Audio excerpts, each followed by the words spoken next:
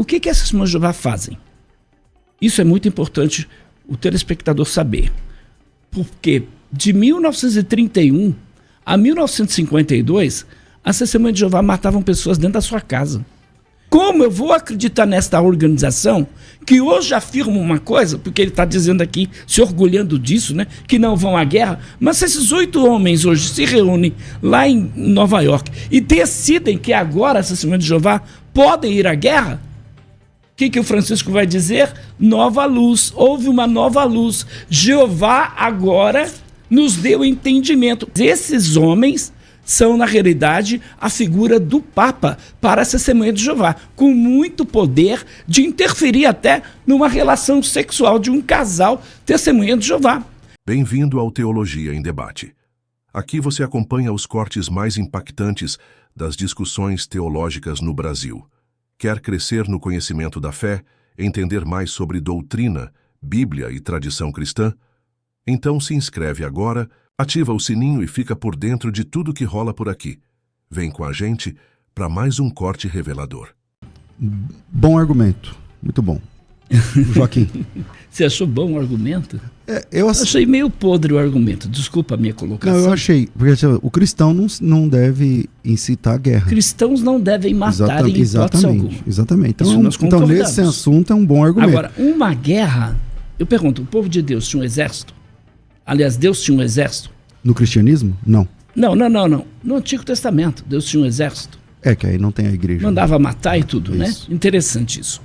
Jesus, por exemplo, quando chegaram os soldados romanos lá e tal, Jesus disse para eles se contentarem com o soldo deles. Ou seja, Jesus em momento algum disse para eles, abandonem de serem militares. Mas esse é um tema também para um outro debate. Agora, o mais importante aqui é que numa guerra você vai praticamente matar quem? Seu inimigo, o inimigo do povo de Deus, enfim, o inimigo, tá? Agora, o que essas testemunhas de Jeová fazem? Isso é muito importante o telespectador saber. Porque de 1931 a 1952, as testemunhas de Jeová matavam pessoas dentro da sua casa. Não permitiam elas de tomarem vacina. O senhor tem o cartãozinho do senhor aí? O senhor poderia pegar para mim? Não estou com ele. Não está com ele? Não estou com ele, esqueci. Mas as testemunhas de Jeová andam com ele? Não, não, cada um. O que você falou é verdade. Então, existe um cartão dizendo não aplique sangue. Esse cartão tinha um semelhante em 31 até 1952. Não podia receber vacina de nenhum tipo. Sarampo, tétano, varíola, não podia. Morreram muitas testemunhas de Jeová. A Bíblia proíbe vacina? Não. Mas a organização das testemunhas de Jeová proibiu. E essas pessoas morreram. Então, está falando de matar pessoas numa guerra, um irmão numa guerra? Bom, ninguém vai matar um irmão numa guerra, o inimigo. Agora, por outro lado, a gente sabe que as testemunhas de Jeová matam dentro de casa. Por quê? Em 67, proibiram transplantes de órgãos. Era considerado canibalismo, não podia. Se uma testemunha de Jeová recebesse um transplante de medula, de rim, de fígado, seja do que for, de coração, de córnea, ele ia ser desassociado, desligado desta organização. Isso foi de 1967 até 1980.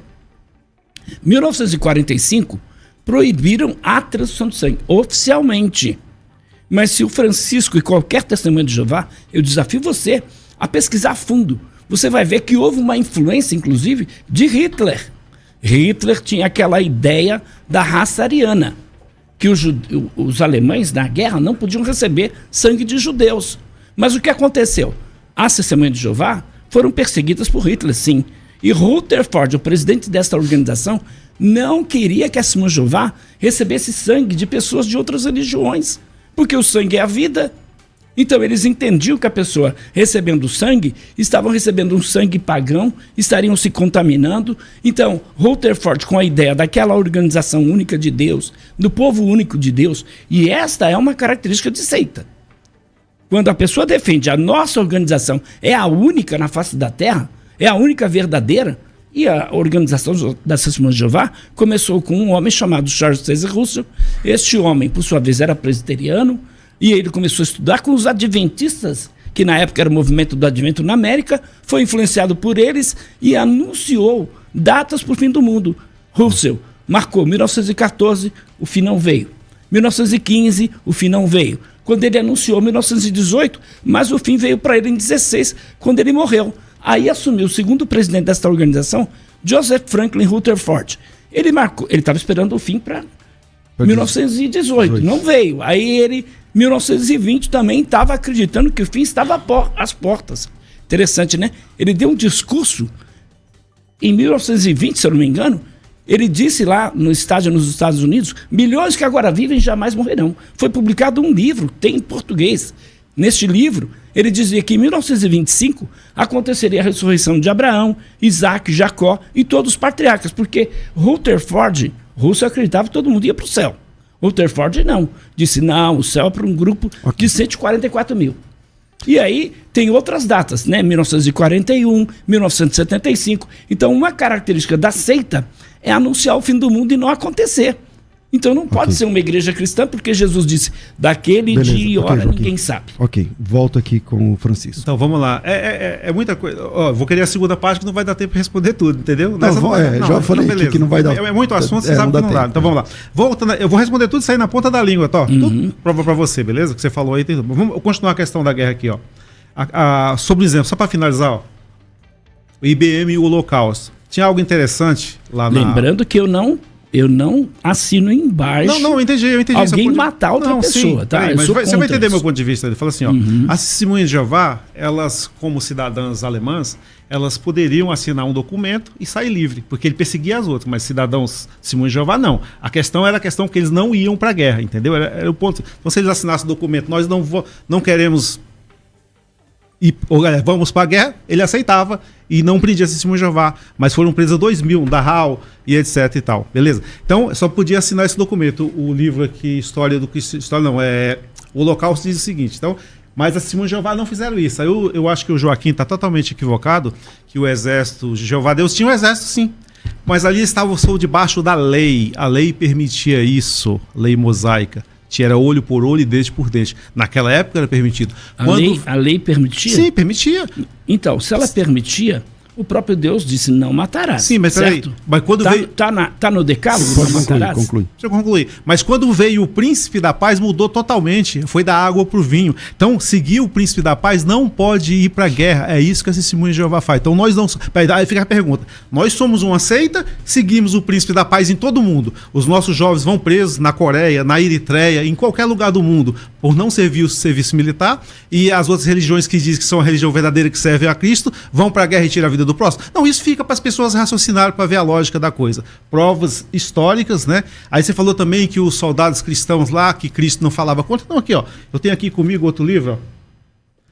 Fala sobre a questão da posição dos cristãos lá no passado. Tinha um problema lá de você ser soldado e ir para a guerra, porque tinha que adorar o imperador romano. E os cristãos não podiam fazer isso. Então, quando a pessoa se tornava cristão, ele sendo um soldado, ele tinha que deixar aquilo e seguir só a Cristo. Por quê? Porque ele teria que adorar o imperador, além de tirar a vida dos cristãos. Então, as testemunhas de Jeová são neutros totalmente. Qualquer país do mundo vão presos, como na Coreia, na Eritreia e assim por diante, mas não servem ao exército. Por quê? Algum evangélico, de maneira individual, ele pode fazer isso, mas como organização que não serve ao exército, só são as testemunhas de Jeová que se vale disso em todo mundo, Estados Unidos, França, Inglaterra, porque a Constituição do Brasil ela permite que aquela organização que se quiser valer disso para não servir ao exército, por acaso se houver uma guerra, é a única que faz isso. Né? Então, Francisco, isso existe desde quando? Eu vou concluir. Então, mas não é a questão. Desde que existe testemunha de Jeová. Okay. Você entendeu? Então, o que acontece? Não esquece disso, hein? Então, as testemunhas de Jeová não podem fazer isso. No começo, tinha a questão que os estudantes da Bíblia, que não tinham anotado o nome de testemunhas de Jeová ainda, eles iam... Tinha essa permissão de ir para a guerra. Mas eles faziam o quê? Como que eu vou para a guerra? Eu chego lá, vou atirar para o alto para não tirar a vida do próximo. Então eles viram que era melhor não fazer e totalmente hoje nós não vamos para a guerra, porque seguimos o príncipe da paz. E isso você está equivocado, você não pode refutar isso aqui, Joaquim. Se isso for aceito por causa disso aqui, você está errado. Então, só um minuto. Eu até falei que é um bom argumento, mas a gente tem que entender, Joaquim, desculpa, Francisco, você não pode medir o cristianismo pela distorção que se faz dele. Por exemplo, o Joaquim... Eu falei que seu argumento é bom, mas você tem que entender que o Joaquim disse assim, mas eu também sou contra um cristão matar o outro. Então, se na história da igreja houve isso, e houve mesmo, você tem razão, houve mesmo. coisas Igrejas horríveis. Coisas protestantes horríveis. apoiaram Hitler. Fora das Testemunhas de Jeová, coisas horríveis. E dentro das TJs também. Não sei se você já estudou sobre isso, mas as TJs foram... como é que eu vou usar aqui a palavra sem ser pejorativo? Mas elas foram complacentes com o nazismo no sentido de que dentro da Alemanha e todos os países dominados pela Alemanha na época do Hitler, começava o culto das Testemunhas de Jeová cantando o hino da Alemanha. Qual prova documental que você tem quanto isso? Várias. Tudo bem, Várias. A gente discute isso aí. Então, voltando à questão. Eu não falei então, como cristão individual. Isso, eu entendo exatamente. isso. Então vamos colocar os pingos nos is, entendeu? Não, entendi. Como cristão individual, um ou outro, o livro fala isso. Como individual. Mas eu tô falando como organização, a única que se vale da Constituição, você tá entendendo? Para não ser. Meu filho mesmo, ele completou recentemente a idade militar. Ele vai lá, entra com processo contra o serviço e é exibido de serviço militar. Então, como organização, é a única que faz isso. Okay. Lógico que como cristão individual, eu concordo. Okay, algum pastor. ou outro fez isso, mas como organização foi só a Testemunha de Jeová. Joaquim. Então, aí, por exemplo, ele se gaba que a Testemunha de Jeová não tem envolvimento político, não vão à guerra, etc. Não adora o imperador. Bom, o cristão não adora nem o imperador, nem o presidente, nem o rei. Adora unicamente Jesus Cristo, coisa que a Testemunha de Jeová não fazem. Nós, inclusive... As Testemunhas de Jeová são consideradas uma seita, porque o Jesus dela é diferente do Jesus da Bíblia. O Jesus da Bíblia é Deus, é adorado, é o Todo-Poderoso. O Jesus da Testemunha de Jeová não. Não é Deus, não é Todo-Poderoso, não pode ser adorado, não ressuscitou fisicamente. O cristianismo está baseado na ressurreição física de Jesus. A Bíblia diz isso, se Cristo não ressuscitou, é vã a vossa fé e ainda permanece nos vossos pecados. Então, para a Testemunha de Jeová, Jesus foi um ser criado. Agora, ele fala tanto de honrar Jesus, né? Honrar é uma coisa, adorar Jesus é outra. E aí o Testemunha de Jeová não pode adorar Jesus, eles acreditam que Jesus não é Deus, mas ainda tem outras questões. Falei aqui da vacina, falei do transplante de órgãos, falei da transfusão de sangue. Mas, por exemplo, o Jeová não vota, não canta o hino nacional, não sauda a bandeira. Em muitos países, eles perdem completamente o direito de cidadania. Perdem. E é interessante, né? Ele falou de morte numa guerra, mas ele se esqueceu que pessoas morreram por causa da proibição da organização de um grupo de homens, porque as Testemunhas de Jeová são dirigidas hoje por um grupo de homens chamado Escravo, Fiel e Discreto. Um grupo de homens que tudo se resume em basicamente 8 homens que estão lá em Nova York. Então, esses 8 homens é que dizem para uma Testemunha de Jeová o que elas podem fazer e o que elas não podem. Por exemplo, depois da morte de Rússio, porque Rússio usava barba, mas depois da morte de Rússio, proibiram. E agora eles liberaram. As mulheres, por exemplo, não podiam fazer o serviço de campo, que é de porta em porta, de calça. Agora já pode. Você sabia, por exemplo, que nos congressos agora tem banda e toca axé, toca pagode, toca forró. Mas isso era proibido. Então veja, como eu vou acreditar nesta organização que hoje afirma uma coisa, porque ele está dizendo aqui, se orgulhando disso, né, que não vão à guerra, mas se esses 8 homens hoje se reúnem lá em Nova York e decidem que agora as Testemunhas de Jeová podem ir à guerra, o que o Francisco vai dizer? Nova luz, houve uma nova luz. Jeová agora nos deu entendimento. Peraí, a Bíblia é muito clara. Como eu falei aqui, as verdades de Deus, elas não mudam nunca. Mas da organização religiosa que o Francisco faz parte, chamada Sociedade de Torre de Vigia, então há Testemunhas de Jeová que estão aí paradas no shopping, ponto de ônibus, etc., supermercados, com o seu carrinho, com as suas literaturas, oferecendo estudos bíblicos gratuitos. O que você crê hoje, amanhã pode não ser verdade. Tudo depende desses homens em Brooklyn, Nova York. O Papa já teve muito poder na Igreja Católica. Hoje ele não tem tanto poder assim, porque depende dos cardeais. Mas esses homens são, na realidade, a figura do Papa para a Testemunha de Jeová, com muito poder de interferir até numa relação sexual de um casal Testemunha de Jeová. De dizer, por exemplo, se o Francisco lê um livro que eles consideram apóstata e a mulher dele denunciar ele no Salão do Reino, antes a mulher não podia nem dar um oi para ele, não podia conversar nenhum assunto espiritual com ele. E os irmãos da congregação também não podiam. Ele era considerado um leproso. As pessoas tinham que se afastar dele. Isso dividiu famílias.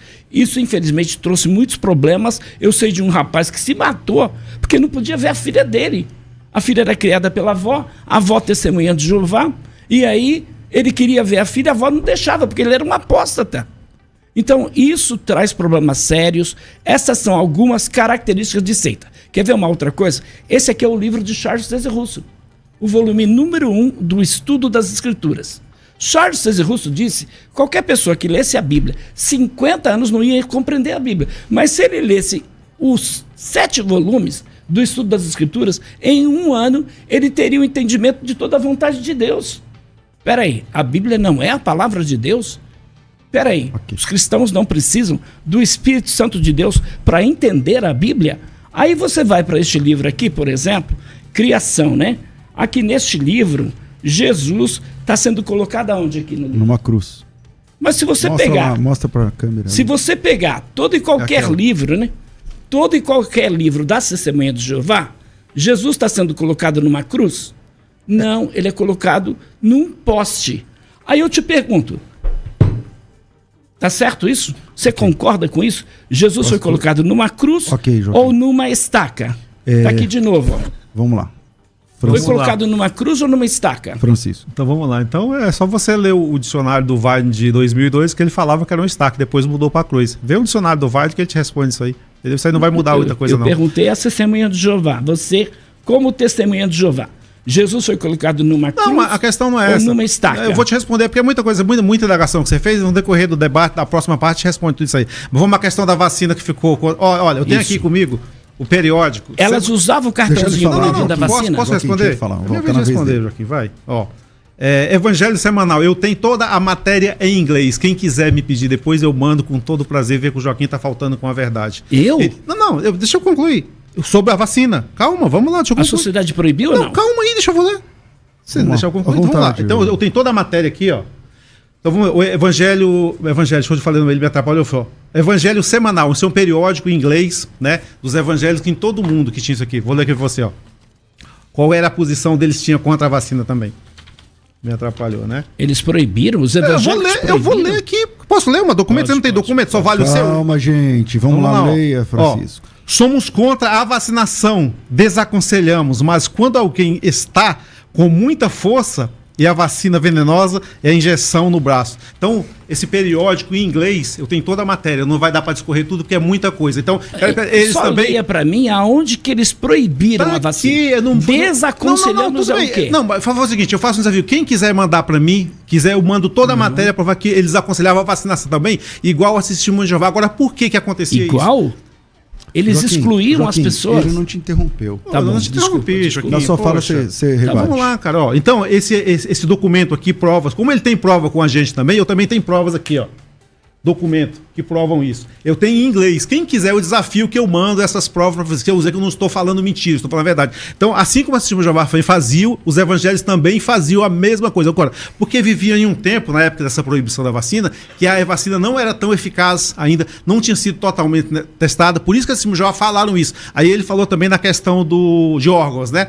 Olha o contexto, como tirou a folha de escola de contexto. Quando a Testemunha de Jeová fala que doação de órgão era canibalismo, por quê? Na época não tinha como provar que a pessoa tinha sido morrido cerebralmente. Então, nesse contexto, se você pegar um órgão de uma pessoa que não morreu ainda, isso é canibalismo. Isso foi nesse contexto, não no contexto que o Joaquim está dizendo que nós proibimos, apenas nesse contexto. Então fica aqui, ó. Vocês veem que ele faltou com a verdade, que todos faziam a mesma coisa, a questão das vacinas. A Testemunha de Jeová também fizeram isso, é verdade, mas os evangelhos também fizeram. Só que ele só fala das Testemunhas de Jeová. Isso é incoerente, ser, como é que se diz, desonesto intelectual. Você não conhecia isso aqui, ó. Então peraí. Então só vale se os documentos meus não valem? Aqui, ó, eu vou te mandar depois a reportagem. Okay. Valeu por assistir até aqui. Se esse corte te abençoou ou fez pensar, compartilha com alguém que também vai curtir o conteúdo. Não esquece de deixar o like, se inscrever no canal, ativar o sininho para não perder os próximos vídeos. A gente se vê no próximo corte. Deus abençoe.